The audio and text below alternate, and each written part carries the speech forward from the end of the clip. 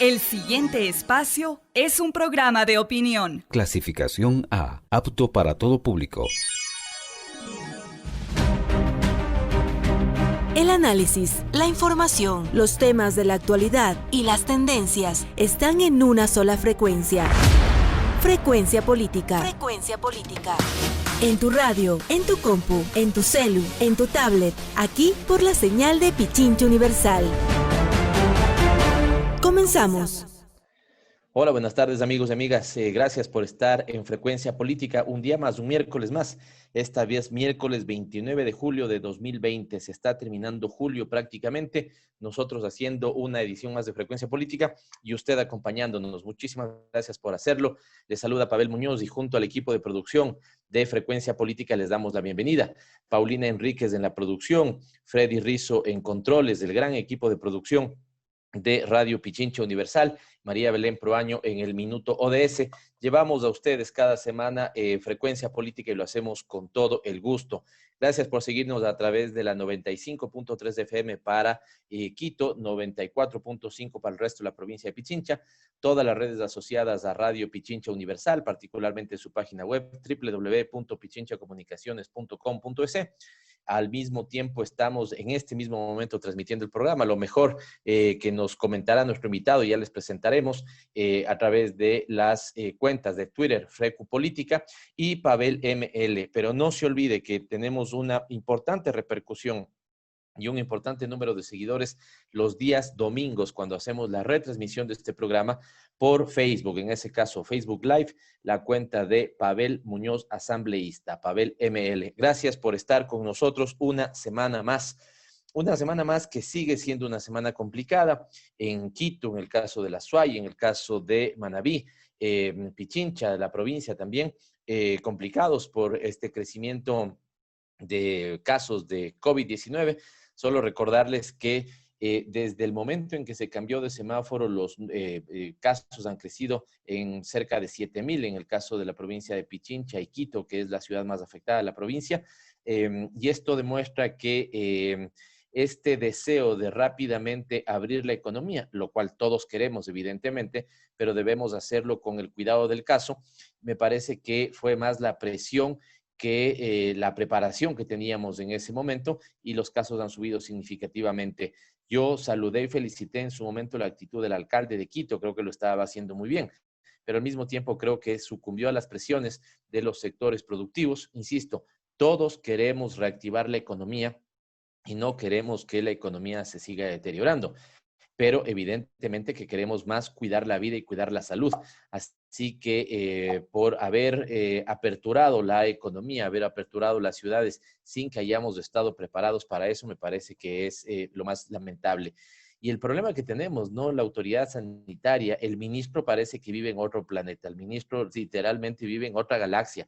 Para él todo está bien, para él no hay ningún problema. Y veía que estos días, me parece que el día lunes, en un medio noticioso, él decía que el Ecuador está siendo reconocido por el manejo de la pandemia. Por favor, ministro, no solamente ponga los pies en este país, ponga los pies en este planeta, ponga los pies en esta galaxia. Usted está en otro lado sin darse cuenta de lo que está aconteciendo en el Ecuador.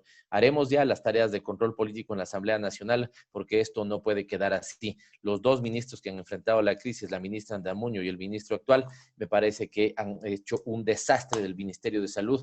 Y antes más bien tuvimos incluso reconocimiento, cuando me parece que en el 2019 enfrentamos también un, digamos, episodio, no de pandemia como la de ahora, pero sí también preocupante a nivel mundial, y el Ecuador en ese momento sí fue reconocido por el trabajo que se hizo además con UNASUR, con quienes operábamos de manera conjunta.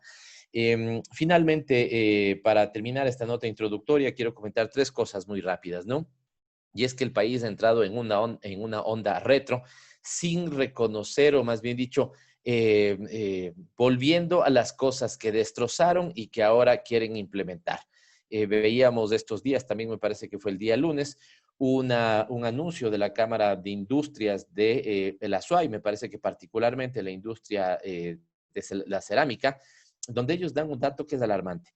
la cantidad de metros cuadrados de importación de cerámica pasó de 6 millones de metros cuadrados de importación de cerámica importada a 17 millones. Escuchen este dato, 17 millones de metros cuadrados de cerámica importada, evidentemente golpeando de muerte a la industria de la cerámica, particularmente la asentada en la provincia de El Azuay y la provincia de Chimborazo. Y lo que pedían en ese momento es lo que implementó la Revolución Ciudadana: salvaguardias, normas técnicas, normas de calidad, los aranceles al máximo permitido por la OMS, que nosotros justamente habíamos pedido al inicio de esta pandemia. Hoy lo quieren resucitar. Qué bueno que la historia nos dé la razón, qué bueno que podamos entender que la generación y la protección del empleo también está asociado con la protección del aparato productivo nacional. Esto no es una cosa dogmática, esto es una cosa de sentido común. ¿Cómo creen que Estados Unidos impulsó en determinado momento su industria nacional sino protegiéndola?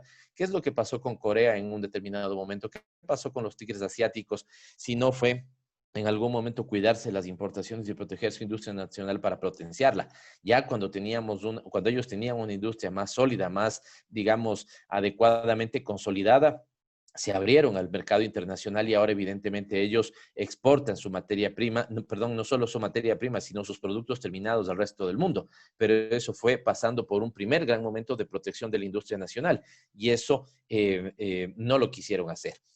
El segundo dato es que en este gobierno que criticaron tanto el anticipo del impuesto a la renta, han vuelto a la figura del impuesto a la renta, ¿no es cierto? ¿Qué dirán? Pues ahora sus verdaderos amigos, aquellos que gritaban al mundo entero que ahora sí este gobierno, que era absolutamente claro, había eliminado el anticipo del impuesto a la renta y ahora ponen nuevamente el impuesto al anticipo a la renta, con un problema aún peor, porque están planteando el anticipo de los tributos de 2020, con lo cual el gobierno que venga terminará sobreendeudado, terminará con una crisis absolutamente, digamos, en su punto máximo y no terminará con los recursos que debiendo cobrarse en el 2020, ahora adelantan ese cobro. Y finalmente, he puesto el día de ayer también en mis redes sociales un elemento que desde mi punto de vista es brutal. No hay otra palabra, ¿no es cierto?, sino esta, es brutal. Un estudio del Banco Mundial, a través de datos del Banco Mundial, se conoció el índice de intermediación financiera. ¿Qué significa esto? Esto significa lo que técnicamente se llama el spread bancario o el spread de las tasas de interés, la diferencia entre las tasas activas y las tasas pasivas. Y en el Ecuador tenemos el spread o la diferencia más grande en el contexto mundial, más grande que el promedio latinoamericano, más grande que el promedio del mundo, y esto es un tema de evidente preocupación. No puede suceder esto en el caso ecuatoriano, porque lo que esto significa es que hemos vuelto a un país absolutamente especulativo, tremendamente especulativo. Lo que teníamos antes, que era la posibilidad de impulsar la producción nacional, en este momento ha caído significativamente. Les doy 2 o 3 datos.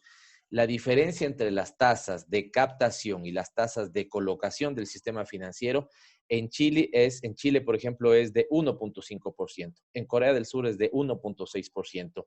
A nivel del mundo es de 5.4%. A nivel de América Latina es de 6.5%. Le voy a dar un caso donde ya es alto. En Bolivia es de 5.2%. En Panamá de 5.4%. ¿Saben cuánto es en el Ecuador, compatriotas? Es de 8.2% la diferencia entre las tasas de captación que pagan los bancos y las tasas de colocación de crédito que cobran los bancos. Esto es increíble. Nuevamente repito ese dato. A nivel mundial, el promedio es 5.4%. A nivel de América Latina, el promedio es 6.5%. Eso significa que ya los bancos ganan de manera significativa. Y en el caso ecuatoriano es de 8.2%. Increíble lo que estamos viviendo en el país. Deteriorada la industria, deteriorada la producción, golpeado evidentemente el empleo, generada más pobreza y los que están ganando, digamos, como en un paraíso, no fiscal en este caso, sino fiscales donde ellos depositan, pero los que están ganando en términos de paraíso terrenal es el sistema financiero y bancario. Lo mismo que aconteció al inicios del siglo XX. Recuerden ustedes, la revolución alfarista la Revolución Liberal para el Ecuador estuvo más o menos entre el periodo 1895, 1912, 1915. Después vino, ¿no es cierto?, la plutocracia, un régimen absolutamente plutocrático. Los más ricos del país, particularmente vinculados en ese momento con el sector financiero, generaron ganancias extraordinarias. Y vino en ese momento, ¿no es cierto?, hacia los años 20, mitad de la década de los 20, la Revolución Juliana. Lo mismo me parece que está pasando prácticamente un siglo después, y es que esta plutocracia pronto deberá enfrentar en las urnas, ¿no es cierto?, otro tipo de proyecto de los sectores progresistas, y espero que tengamos la claridad los ecuatorianos de volver a trabajar para beneficio de las grandes mayorías y no beneficio de las minorías acomodadas. Esta la nota introductoria que hemos hecho, nota introductoria, perdón, que hemos hecho en Frecuencia Política. Gracias por estar un miércoles más con nosotros. Gracias por acompañarnos y regresamos en un segundo con Dialogando con, y les vamos a presentar ya a un invitado que usted ya conoce, que tiene hinchada en las redes sociales y que estará conversando con nosotros temas de actualidad en la política y en la economía. Volvemos en un segundo. Los protagonistas de la información aquí en nuestra cabina, en Frecuencia Política. Dialogando con... Gracias, estamos nuevamente en Dialogando con, y decíamos que nuestro invitado tiene hinchada propia, en las redes sociales le reclaman, tiene ahí sus fans. Él es asambleísta por la provincia de La Suay, militante de izquierda por mucho tiempo, comprometido con las causas justas. En su trayectoria política se ha desempeñado en varias funciones, fue gobernador también de la provincia de La Suay, subsecretario de la Secretaría del Agua, básicamente en la demarcación hidrográfica de Santiago, coordinador zonal 6 de la Secretaría de Gestión de la Política, entre otros cargos, y hoy es un asambleísta por esa provincia, la de La Suay, de la Revolución Ciudadana. Nos referimos al amigo y compañero Juan Cristóbal Lloret, más conocido como J. Lloret. Bienvenido, Juan Cristóbal, bienvenido, J. Qué gusto que estés con nosotros. Muchas gracias, Pavel. Un cordial saludo, un abrazo fraterno para quienes están conectados ya con el programa. Es un gusto estar en Frecuencia Política. Gracias por esa introducción, Pavel. Bueno, en realidad creo que las fans son tuyas, estimado Pavel, más que mías. Le siguen a Frecuencia Programa, le siguen al programa de Frecuencia Política permanentemente, solo por escucharle al Pavel. Eso puede ser más cierto, que sigan a Frecuencia Política, pero insisto, tenemos determinados compañeros y compañeras que jalan su propia audiencia, su propia hinchada, y Juan Cristóbal es uno de ellos. ¿Por qué J?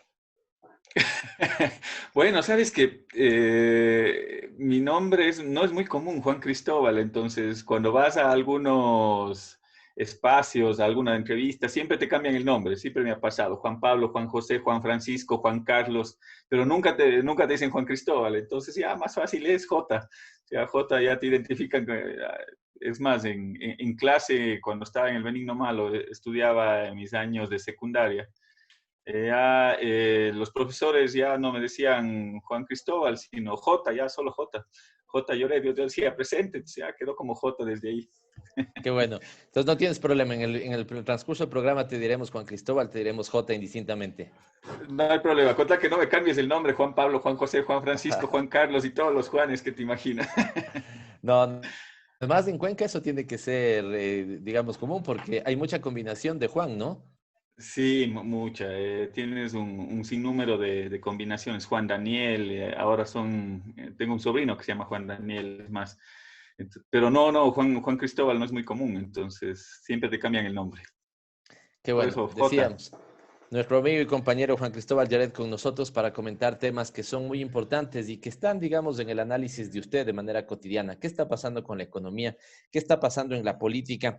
Y tal vez quisiera empezar con esto, Jota. Vemos una asamblea absolutamente golpeada, absolutamente desprestigiada, sus números por el piso respecto a credibilidad de la ciudadanía en esta asamblea. Y digamos, creo que tiene mucho que ver, Jota, con el entorpecimiento de la agenda legislativa. Yo no sé si tú tendrás en mente cuántas, es evidente que no vamos a saber ni tú ni yo el número, pero la cantidad de reuniones que empiezan y nunca terminan. la cantidad de cambios del orden del día que llegan a tener apoyo incluso hasta unánime en el Pleno de la Asamblea Nacional, que se piden como segundo punto del orden del día. Voy a ponerles un ejemplo.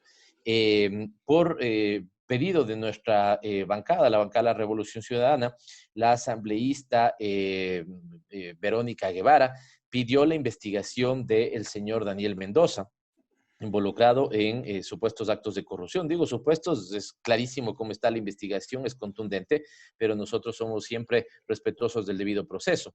Y ese es un tema que se está analizando en justicia en este momento.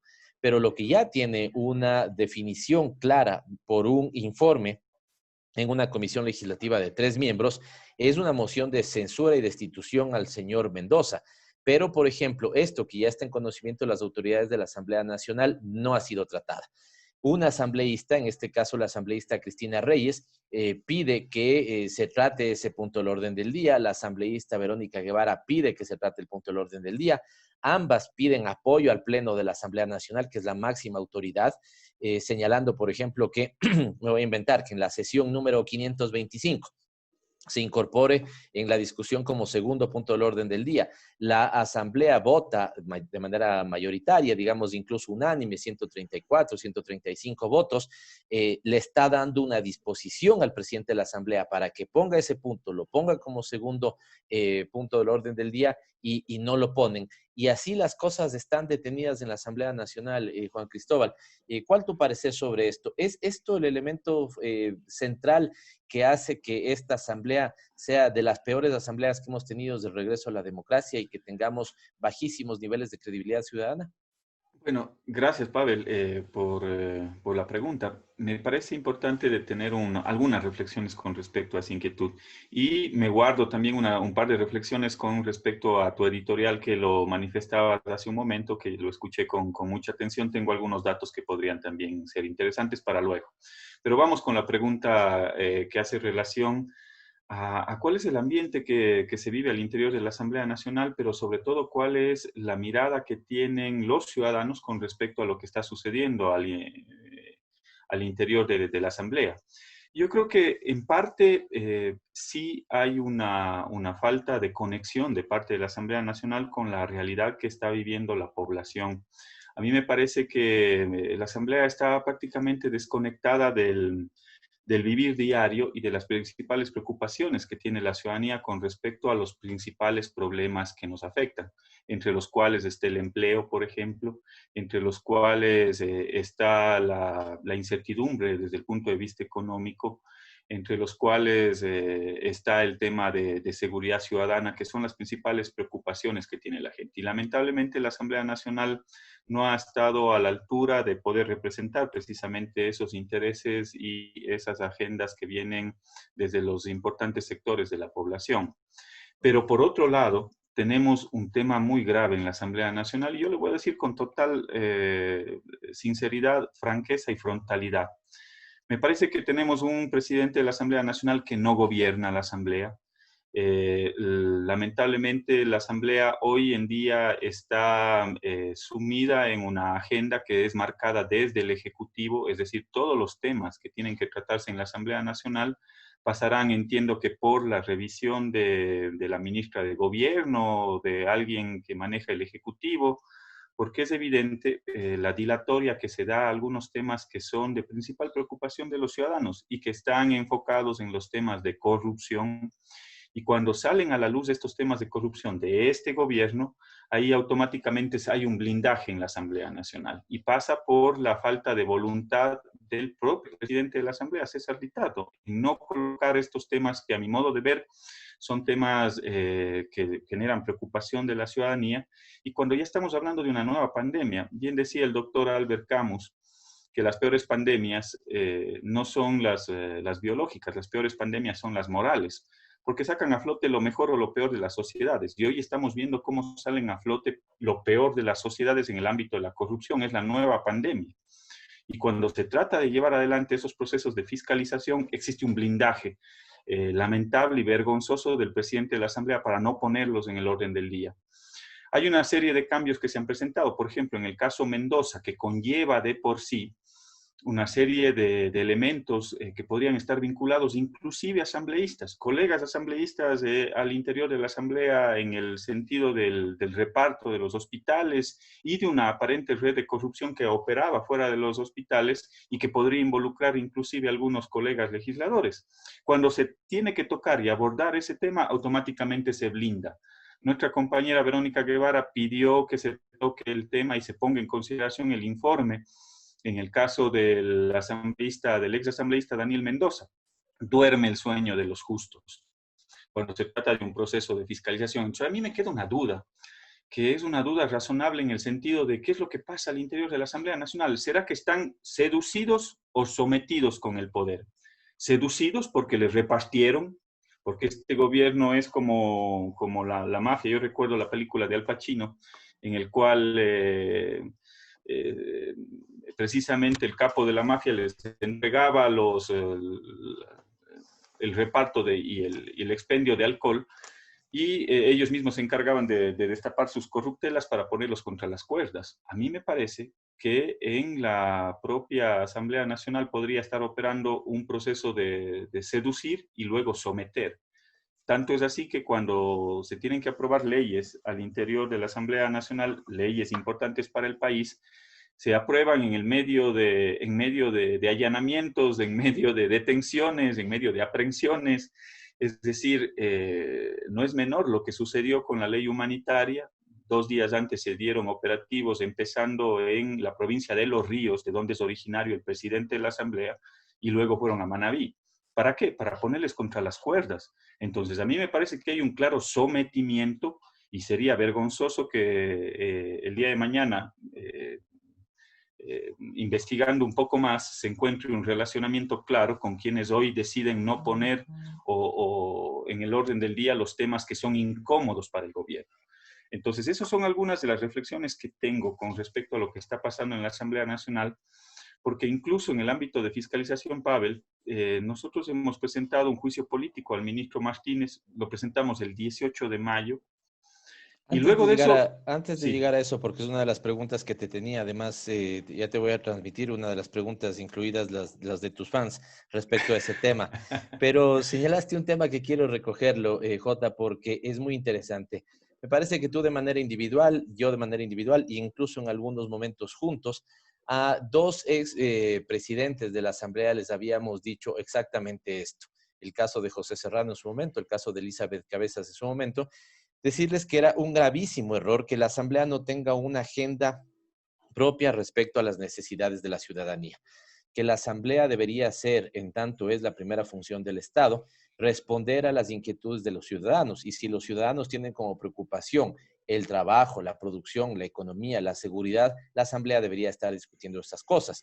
Pero esta Asamblea se entregó a un Ejecutivo que además ni siquiera tiene agenda.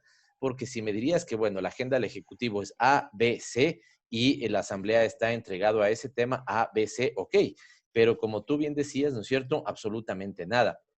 ¿Qué grave ha sido, te lo pregunto, Juan Cristóbal, qué grave ha sido o qué tan grave ha sido que la Asamblea no defina sus prioridades de cara a la ciudadanía, sino que más bien se convierta en una... Yo creo que sí, como le entiende el señor César Litardo, me voy a referir, no como le entendemos el resto, pero ya sería bueno que él entendería a la Asamblea como un ministerio del Ejecutivo. Eso ya sería bueno. El problema es que el señor Litardo lo entiende como una dirección de tercer orden del Ejecutivo a la Asamblea Nacional. ¿Y qué daño ha hecho esto, Juan Cristóbal? Ya nos decías, pero ¿qué tan desapegada, digamos, la agenda ciudadana está? Y ahí te digo tal vez algunas cosas, antes de entrar a este tema del juicio político, que te lo quiero preguntar y que nos comentes qué ha pasado ahí, pero ¿qué tan desapegada está respecto a las necesidades de la gente? Y esto te pregunto más bien por el caso de Henry Cucalón. Presentó una iniciativa legal, ¿no es cierto?, sobre el tema de los débitos indebidos de aquella ocasión. El propio, que sería, yo diría, de no creer, el propio Esteban Albornoz presentó una iniciativa en ese sentido. Y las dos iniciativas más contundentes desde mi punto de vista fueron las que presentaste tú. Tú presentaste una iniciativa en ese momento legal y yo presenté una iniciativa legal. Estas cuatro iniciativas constituyeron una ley, sumando, digamos, lo mejor de cada una de ellas, y constituimos una ley que la dejamos lista para primer debate. ¿Para qué? Para que aquella gente que le cobraban, por ejemplo, el dolarito, $1.50, 75 centavos sobre servicios no financieros, que en muchísimos de los casos ni siquiera los clientes de los bancos habían autorizado, nosotros dejamos lista una ley para que sea discutida más de mes y más de año y medio sin discusión. Y entonces ese es como un ejemplo nada más para decir cómo las agendas. Hay proyectos en materia laboral, proyectos en materia económica, proyectos de impulso productivo, ley de turismo, por ponerte un ejemplo, que están ahí, que duermen el sueño de los justos y que nos desapega aún más de las necesidades ciudadanas. Totalmente de acuerdo. Yo coincido plenamente con ese análisis, Pavel. Y cuando te decía hace un momento que tenemos un presidente de la Asamblea Nacional que no gobierna, y cuando esta Asamblea se convierte en apéndice del Ejecutivo, y cuando tienes un Ejecutivo, un presidente de la República que tampoco gobierna, entonces quiere decir que el país está a la deriva. Y quienes realmente son los que gobiernan son los grupos de poder que están en el entorno cercano al gobierno de Moreno. Entonces, lamentablemente, esta es una barca a la deriva y no se conecta precisamente con esas necesidades ciudadanas, y eso hace que el rechazo, aparte de todos los escándalos de corrupción que han existido al interior de la Asamblea Nacional, existe un rechazo ya no solo a la Asamblea Nacional, yo creo que es un rechazo a la clase política, y eso es muy grave porque no se puede poner a todos en el mismo saco. Tú has mencionado una serie de asambleístas que, al margen de que no estén en nuestra bancada o que no pertenezcan a la Revolución Ciudadana, yo puedo destacar una serie de iniciativas que han venido de algunos sectores. Y de manera particular, más allá de los sectores de asambleístas que, al margen, insisto, de las banderas políticas, yo puedo reconocer su valía al interior de la Asamblea Nacional porque son los que proponen, son los que discuten, son los que aportan en cada una de las iniciativas. Entonces, no pueden terminar al final por la inacción o por la falta de un gobierno adecuado al interior de la Asamblea Nacional. No nos pueden poner a todos en el mismo saco, no nos pueden encasillar a todos dentro de esa clase política que le ha hecho un daño enorme al país. Y esto sí marca un punto de inflexión, digámoslo así. Cuando tú mencionas una ley que se presentó, por ejemplo, para frenar los abusos dentro del sistema financiero, esa ley resulta que duerme el sueño de los justos. Y lo que es más vergonzoso para el país, resulta que ya ha pasado más de un año y medio en el cual se aprobó el informe para primer debate. ¿Eso qué es lo que quiere decir? Que esa ley tiene que pasar al Pleno de la Asamblea Nacional para que se discuta en un primer debate. Resulta que el 9 de enero del 2020 pusieron en el orden del día tanta insistencia, tanto tuya, mía, de algunos otros colegas legisladores. Y resulta que ese 9 de enero, cuando teníamos que discutir un tema que le interesa a la ciudadanía, que nos conecta directamente con los ciudadanos, resulta que en ese momento suspendieron la sesión. ¿Por qué? Porque les es incómodo para los reales sectores que gobiernan, que es la banca. La banca es uno de los principales gobernantes de este país. Y es evidente, tanto es así que me ato a tu editorial que dabas hace un momento. Es muy grave lo que está pasando. La intermediación financiera es el negocio del banco, es decir, el negocio del banco no puede convertirse en sacarle el 50 centavos, $1 a los clientes, eso multiplicado por 1 millón de clientes que tiene el banco más grande del país, es $1 millón. Si le sacas $1 por los costos de los servicios X, Y, Z. Entonces, el banco tiene que ganar efectivamente por la intermediación financiera. Y esa intermediación financiera, los datos que tú nos dijiste a mí me dejan totalmente sorprendidos. En el caso del Ecuador, el banco lo que hace es captar recursos de los ciudadanos a una tasa de interés y los presta a otra tasa de interés un poco más alta. El promedio mundial es del 5.4% esa diferencia. Y tú nos das un dato que es totalmente revelador. Resulta que en el Ecuador es el 8.2%. Imagínense ustedes, el 8.2% es brutal esa ganancia que tiene la banca. Y eso no solo se ve ligado en en ese índice de intermediación financiera, sino también en que no dejan que, por ejemplo, pasemos una ley para frenar los abusos dentro del sistema financiero. Y me ato también a la otra parte que tú planteabas en el editorial, la situación ya real, la economía real de los ecuatorianos cada vez está mucho más compleja. ¿Por qué? Porque imagínate tú que se están planteando una serie de aranceles ahora para la cerámica, cuando el propio gobierno de Moreno anunció en el mes de marzo del 2018 que se iban a revisar 375 partidas arancelarias y que eso nos iba a generar un ingreso de 288 millones de dólares. Como este es el gobierno de los anuncios, quedó únicamente en el anuncio de esa revisión de 375 partidas arancelarias, lo cual es lamentable porque cuando logras generar un manejo adecuado del sector externo de la economía y si logras, conforme a lo que establece la Organización Mundial de Comercio, ubicar aranceles, salvaguardias en los productos que son sustitutos de la producción nacional, no en la materia prima, lo que vas a lograr es 3 objetivos. Primero, proteges la producción nacional. Segundo, logras una medida recaudatoria, 375 partidas, 288 millones de dólares. Y tercero, evitas la salida de dólares. Entonces, es muy beneficioso para las economías. Nosotros lo aplicamos en la Revolución Ciudadana, pero hoy es satanizado fue satanizado por algunos sectores, incluyendo la Cámara de Industrias. Hoy tienen que regresar precisamente a esas acciones que dan resultados porque nos ayudan a sostener el empleo, que es fundamental. Estamos en una interesante conversación con Juan Cristóbal Lloret, nuestro compañero y amigo, asambleísta de la Revolución Ciudadana. Es increíble todo lo que señala Juan Cristóbal y efectivamente coincidimos en el tema, ¿no? Esta asamblea, así como me parece que en su momento fue bien ubicado ese mensaje, el peor gobierno de la historia, se está convirtiendo también en la peor asamblea, al menos desde que yo recuerdo, en mis 44 años, soy de la generación de la democracia, y en estos 40 años que tiene la democracia, se está asemejando muchísimo a esa asamblea del cenicerazo, de las payasadas, así que terrible lo que está pasando, Juan Cristóbal. Yo pensé que ibas a decir que eras de la generación de la chispa, doctor Pavel. Digo, no está tan viejo, es joven. De la chispa, pero por animado.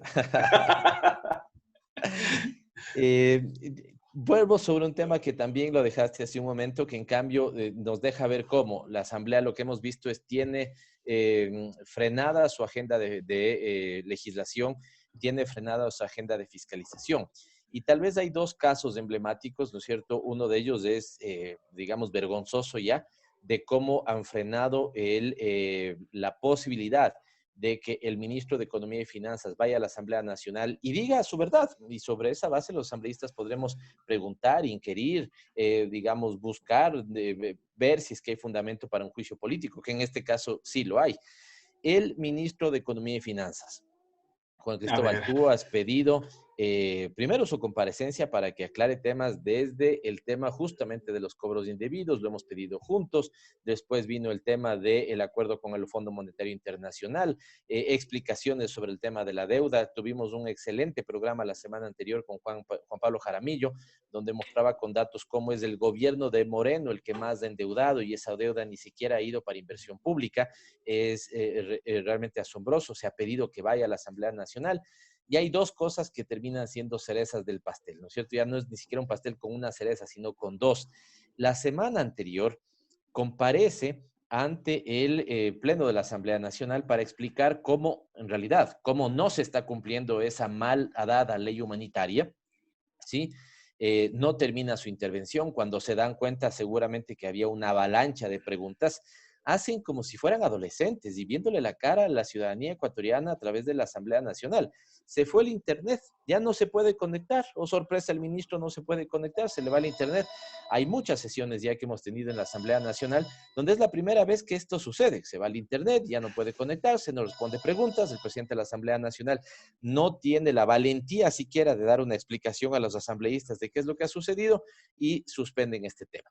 Y la otra cereza es que acumula, debe ser el ministro que más juicios tiene planteados. 5 juicios políticos, uno de ellos lo planteaste tú. Esto significa que hay 5 personas que han presentado juicios políticos al ministro de Economía y Finanzas. y están congelados en el Consejo de Administración Legislativa. ¿Qué ha pasado en ese caso, Jota? A ver, es muy grave lo que pasa en la Asamblea Nacional en el sentido de poder llevar adelante un proceso de fiscalización serio que el país necesita. Cuando se coarta la posibilidad de que los legisladores, además de presentarlos cumpliendo los requisitos del debido proceso de fiscalización, un juicio político, una sola persona en la Asamblea Nacional tiene la potestad de colocar o no colocar en el tratamiento del orden del día de las sesiones del CAL, del Consejo de Administración Legislativa, que califica los procesos de juicio político. Y esa persona es nada más y nada menos que el presidente de la Asamblea Nacional. Y a mí me llama mucho la atención por qué el presidente de la Asamblea no ha colocado esos 5 procesos de juicio político presentados contra el ministro Martínez. ¿Será que lo tienen contra la pared? ¿Será que se dejó seducir o someter por el gobierno de Moreno? ¿Qué hay detrás? Porque todos sabemos que la principal preocupación que tiene la gente en este momento, a más del tema sanitario, es una preocupación de carácter económica, porque lamentablemente no han tomado las mejores decisiones desde el punto de vista económico y hoy la crisis la estamos pagando las clases populares, la clase media mayoritariamente, que son las que se han quedado sin empleo, que son las clases que han retrocedido abismalmente en términos de ingreso per cápita, en términos de desigualdad. Tú hacías un análisis interesante del cumplimiento de los objetivos de desarrollo y veíamos cómo el Ecuador, luego de un gran avance en la década de la Revolución Ciudadana, empieza nuevamente a retroceder en términos de empleo, en términos de inequidades, en términos de cumplimiento de los objetivos de desarrollo. Y precisamente uno de los principales responsables de todo lo que estamos pasando y viviendo en el Ecuador se llama Richard Martínez. Es el actual ministro de Economía y Finanzas. Nosotros presentamos un juicio político el 18 de mayo. Han pasado más de 2 meses en el cual no se ha puesto en el orden del día del Consejo de Administración Legislativo. Luego presentó el asambleísta Jimmy Candel, que es de otra bancada, y lo hace a nombre de una comisión, que es la Comisión de Educación, porque este ministro, asombrosamente, al margen de la Constitución, redujo el presupuesto de la educación en cerca de $700 millones, cuando esto estaba prohibido en medio de un estado de excepción tocar los presupuestos de salud y de educación. Luego hay otro juicio político. Hay un juicio político que lo presenta el asambleísta Raúl Tello el 1 de junio. El Partido Social Cristiano lo hace el 3 de junio también. ¿Por qué? Porque ha incumplido con las asignaciones a los gobiernos autónomos descentralizados, porque ha reducido el presupuesto también para salud. O sea, es de locos lo que vivimos, Pavel, en el país. Bueno, en medio de una pandemia. Hasta el día de ayer, 28 de mes, no pagaban el mes de julio. Imagínate tú, nuestros médicos, nuestros trabajadores, trabajadores de la salud, nuestros maestros están impagos.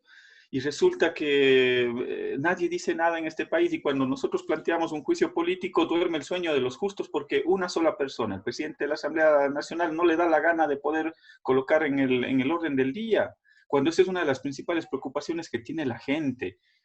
Y el tiempo nos empieza a dar la razón. Cuando nosotros habíamos planteado un esquema en el cual se proteja la industria nacional a través del manejo del sector externo de la economía, cuando nosotros habíamos planteado una serie de impuestos y tributos, sobre todo a los que más tienen, que contribuyan en medio de esta crisis, algunos sectores políticos y empezando el propio Richard Martínez decíamos que estábamos equivocados. Cuando hoy el gobierno retoma lo que nosotros habíamos planteado, en el sentido de poder tener algunas tesis como el anticipo de los impuestos a los que más tienen, cuando ellos mismos se encargaron de retirar el anticipo del impuesto a la renta. O sea, es de locos lo que vivimos en el Ecuador, Pavel. O sea, imagínate que en medio de una pandemia, en medio de un estado de excepción, se recortan cerca de $300 millones del presupuesto de salud.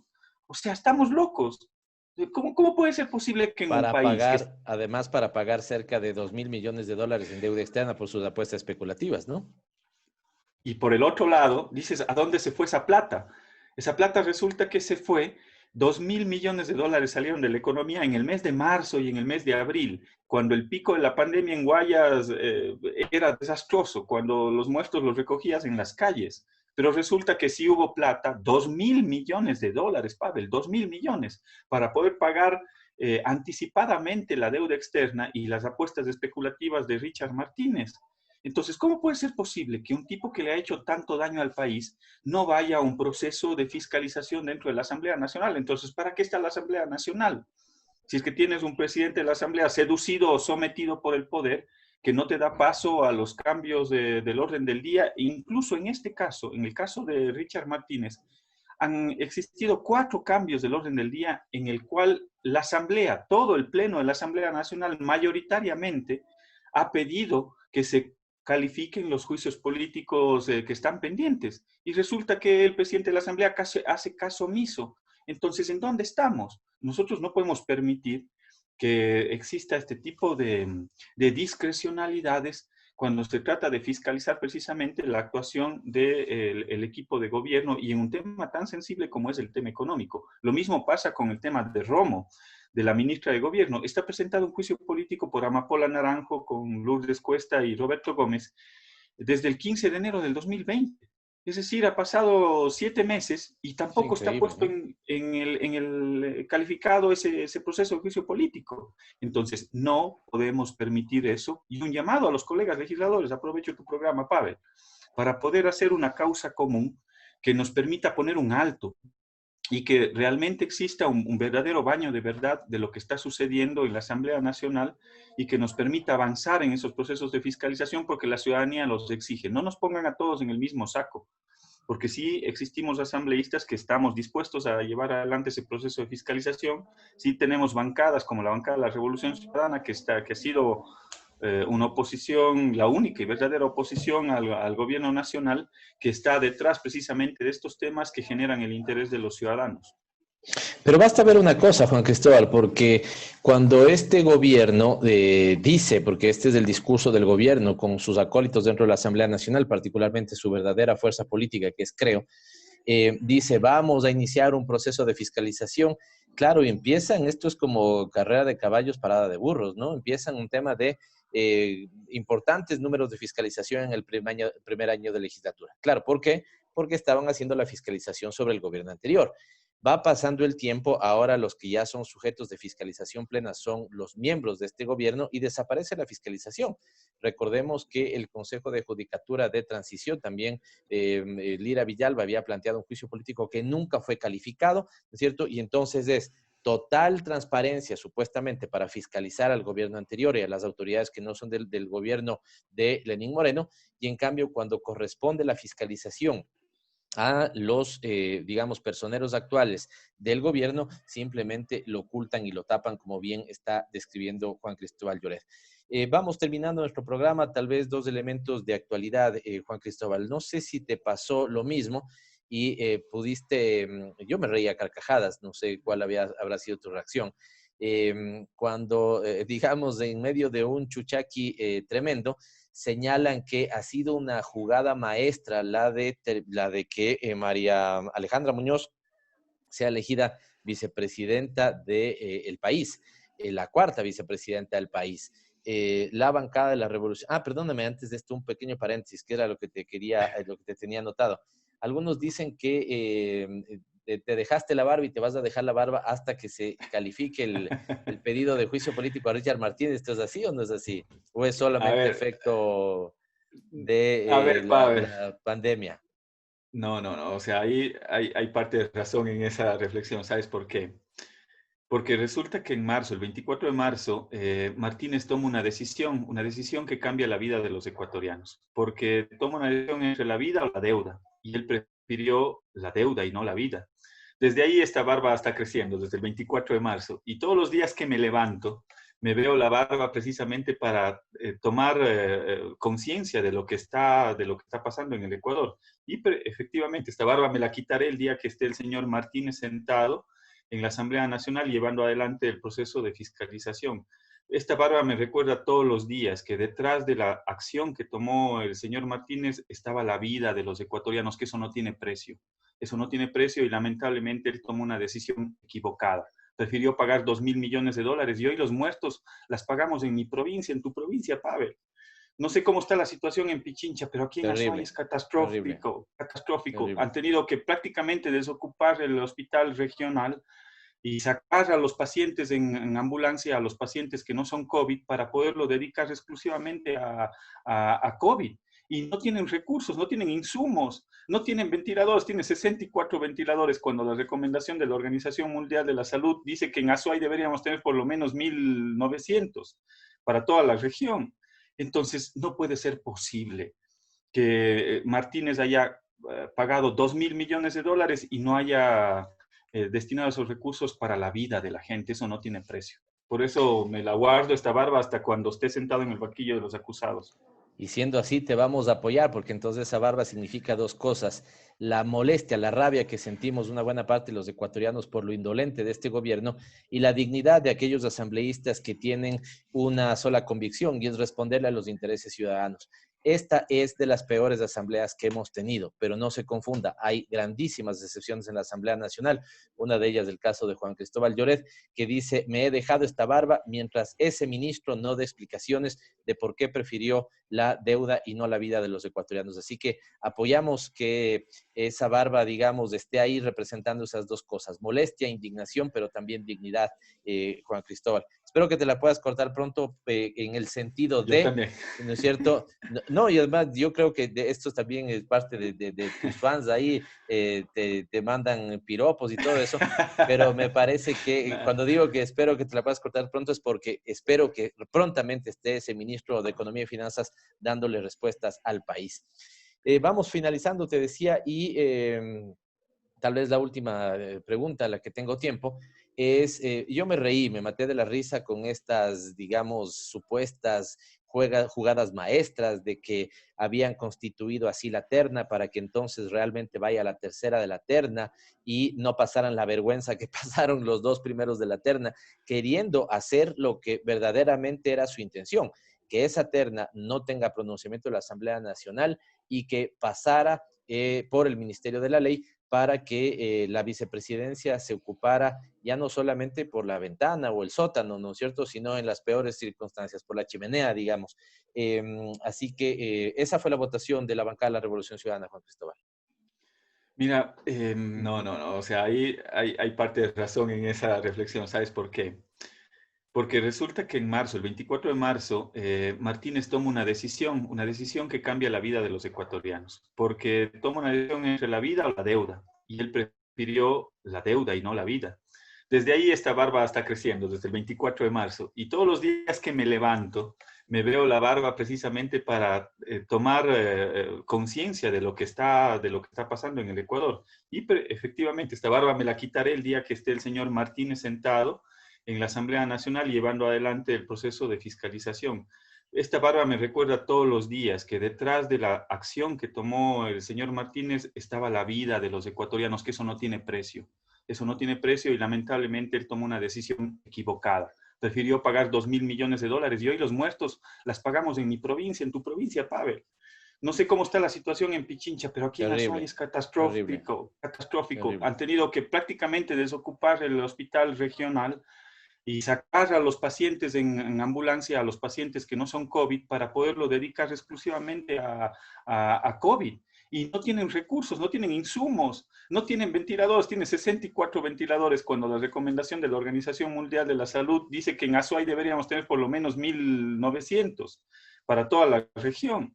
Entonces, no puede ser posible que Martínez haya pagado 2.000 millones de dólares y no haya destinado esos recursos para la vida de la gente. Eso no tiene precio. Por eso me la guardo esta barba hasta cuando esté sentado en el banquillo de los acusados.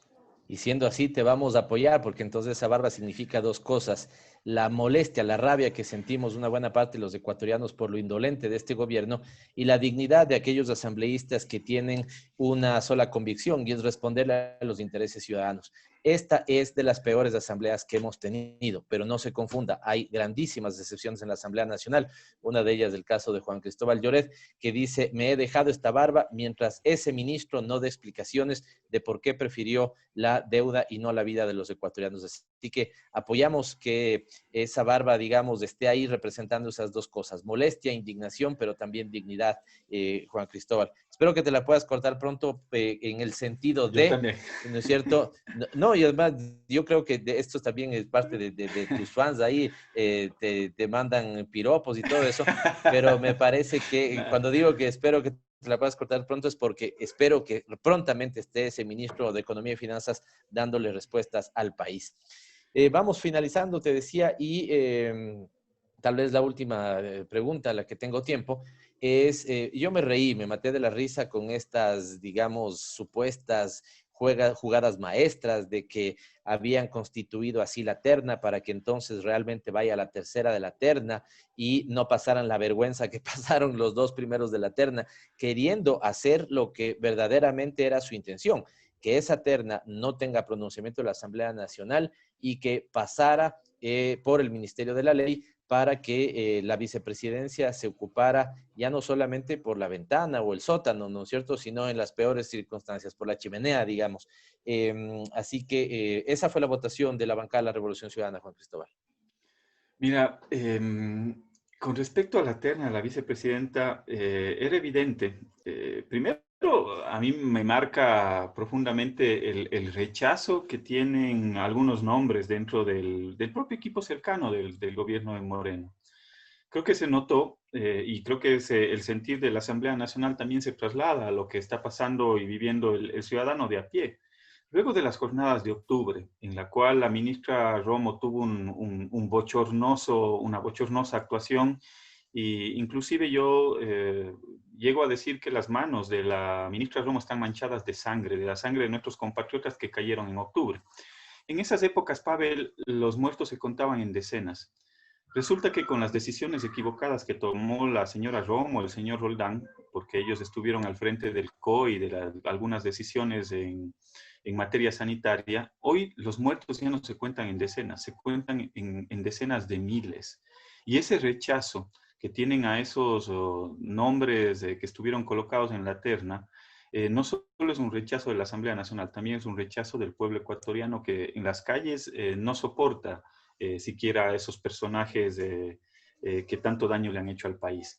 Y por último, el escenario que teníamos en un momento determinado, quizás no caben algunos detalles, no tenemos el tiempo para contarlo, pero creo que la decisión se tomó en cuestión de segundos. Cuando veíamos cómo algunos grupos políticos, la jugada de algunos grupos políticos acólitos del gobierno, era que no pase ninguno de los tres nombres. Y nos dimos cuenta en el transcurso de la sesión, que no pase el nombre de Romo, con el rechazo de la Asamblea y de la gran mayoría, que no pase el nombre de Roldán y que no pase tampoco el nombre de la señora Muñoz. ¿Y cuál era la apuesta de algunas fuerzas políticas como Creo, Pachacuti y algunos independientes? Que no pasen ninguno de los tres nombres para que la próxima vicepresidenta, de manera vergonzosa también, porque sin ningún apoyo, sin ningún respaldo de la propia Asamblea Nacional, iba a ser la señora Romo. Nos dimos cuenta de la jugada en cuestión de minutos y tomamos una decisión que era una decisión entre el escenario catastrófico de tener a una persona cuyas manos estaban manchadas de sangre de nuestros hermanos ecuatorianos, o darle viabilidad a otro nombre que es menos malo, digámoslo así, en el sentido no tan catastrófico, es muy malo. Es muy malo porque tampoco no va a generar ninguna garantía, ningún cambio para que la vida de los ecuatorianos sea mejor o para que cambien las condiciones políticas, ni sociales, ni sanitarias. Nosotros estábamos conscientes de aquello. Pero el otro escenario era más catastrófico en el sentido de tener a una persona cuyas manos estaban manchadas de sangre. Es por eso que la bancada tomó esa decisión.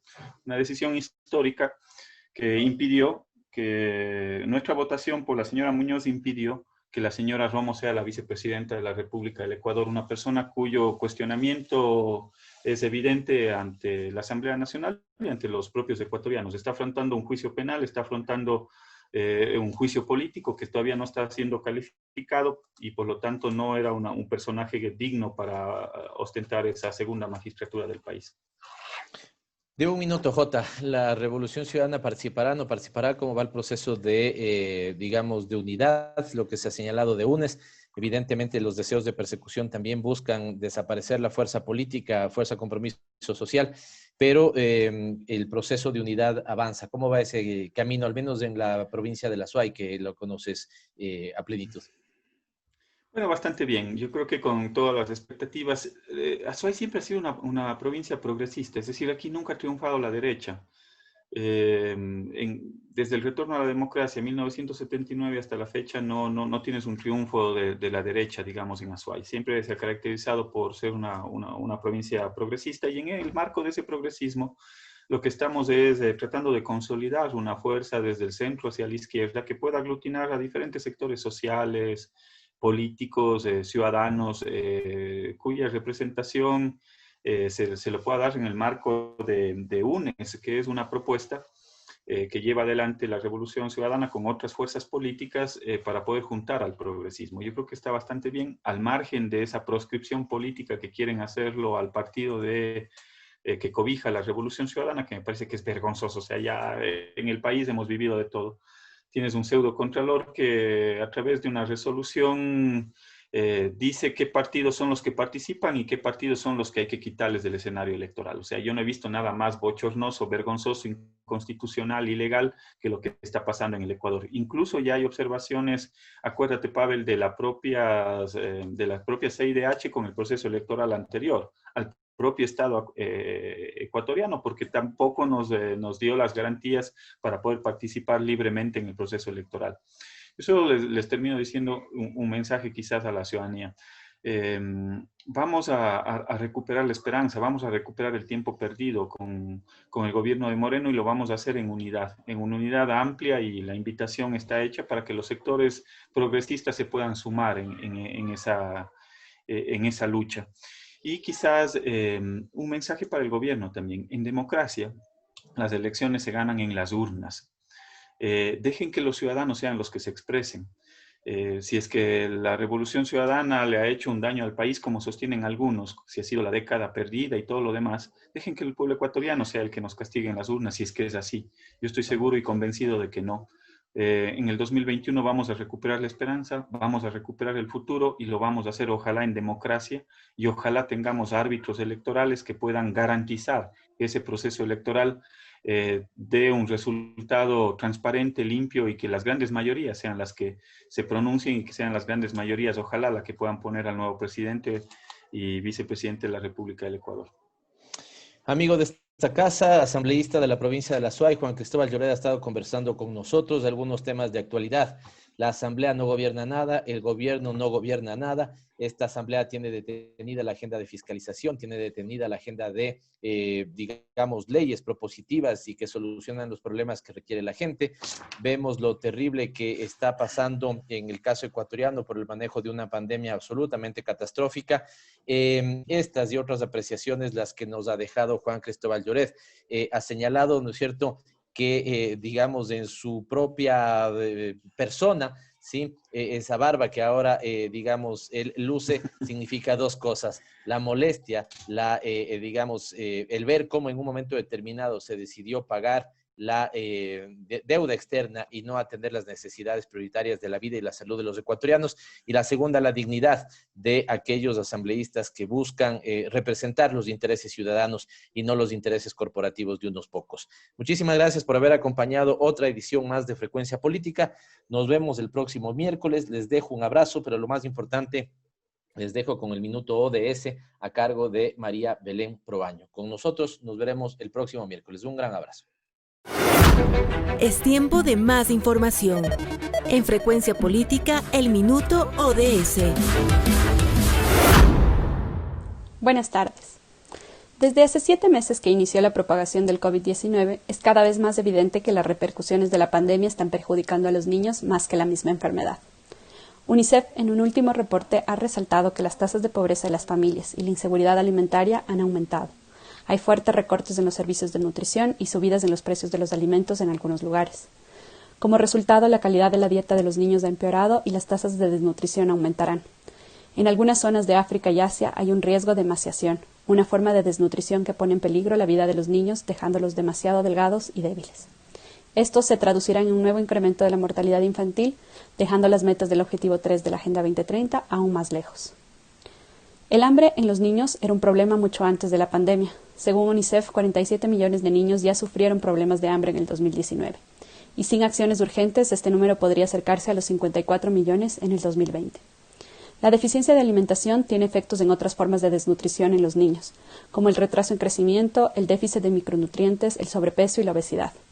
Cálculos de la UNICEF indican que más de 250 millones de niños no están recibiendo suplementos de vitamina A debido al COVID-19. A pesar de que los problemas de hambre suenan muy lejanos, recordemos que en el Ecuador 1 de cada 4 niños menor de 5 años padece desnutrición. Según la OMS, la desnutrición crónica a partir de los 2 años tiene consecuencias irreversibles tanto a nivel físico como psicológico. Los esfuerzos deben encaminarse para asegurar que los niños tengan una alimentación adecuada y hábitos seguros en relación al agua y su vivienda. Que esta pandemia sea una oportunidad para construir esos hábitos en los niños. Soy María Belén Proaño y este fue el Minuto ODS. Gracias por permitirnos llegar una vez más a sus hogares por la señal de Pichincha Universal en la 95.3 en Quito y en la 94.5 en el noroccidente de Pichincha. Recuerden nuestra reprise en Facebook el domingo a las 21:30 en la cuenta de Pavel Muñoz Asambleísta. Los esperamos. Gracias por acompañarnos. Aquí termina Frecuencia Política. Hasta la próxima semana. Este fue un programa de opinión. Clasificación A, apto para todo público.